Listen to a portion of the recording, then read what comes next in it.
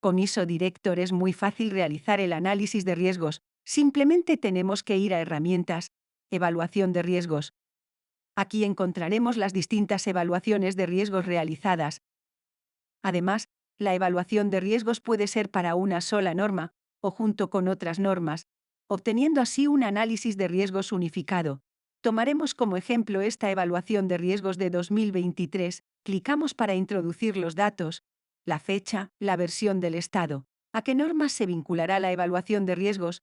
Indicaremos quién es el autor, quién es el revisor y quién el validador. A continuación, entramos en el análisis de riesgos y comenzamos valorando la información. ¿Qué daño se produciría en caso de que se vea afectada la confidencialidad, la disponibilidad, la integridad, la autenticidad o la trazabilidad, junto con su justificación? Una vez que hemos valorado la información que manejamos en la organización, nos vamos a grupos de activos. En esta sección añadiremos los distintos grupos de activos que existen. Añadir un grupo de activos al análisis de riesgos es muy sencillo. Simplemente nos vamos a Nuevo grupo de activos. Seleccionamos el tipo de activo. Por ejemplo, Servicio Cloud.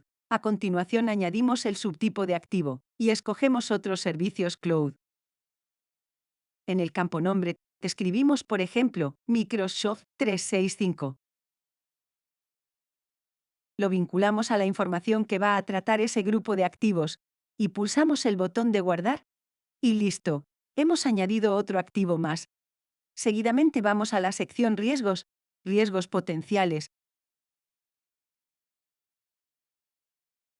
Una vez dentro vemos cómo la aplicación de forma automática ha cargado las diferentes amenazas y vulnerabilidades vinculados a cada tipo de activo.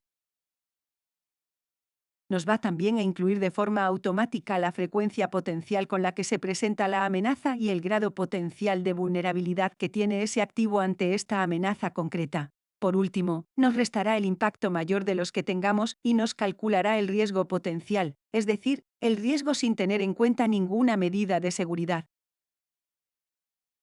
Como vemos aquí, tenemos una serie de riesgos asociados a cada una de las amenazas y vulnerabilidades de cada uno de los activos. El siguiente paso es ir a la sección Tratamiento de los riesgos para indicar qué riesgos se van a gestionar.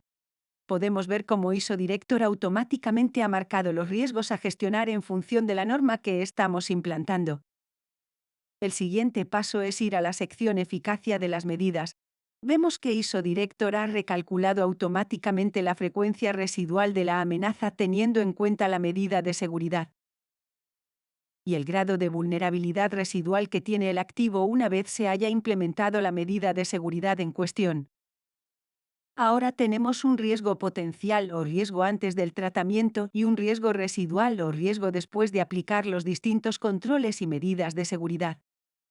Con ISO Director hemos logrado bajar el nivel de riesgo de los activos. Un riesgo alto ahora es un riesgo medio, o un riesgo muy alto es ahora un riesgo medio, manteniéndolo siempre por debajo del umbral de riesgo.